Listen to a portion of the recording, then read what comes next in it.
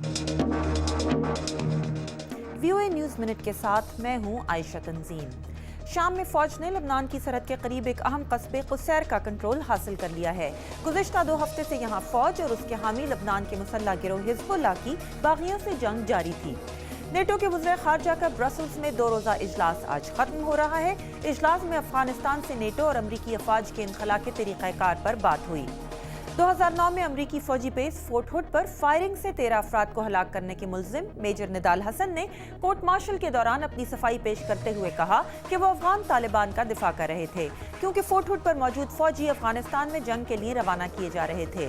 और मेक्सिको के metro system में आग लग जाने से भगदड़ मच गई और कम से कम 45 अफराद जख्मी हो गए। आग पर जल्द काबू पा लिया गया। आप देख रहे थे VOA न्यूज़ मिनट। मजीद खबरों के लिए देखिए हमारी वेबसाइट urduvoa.com।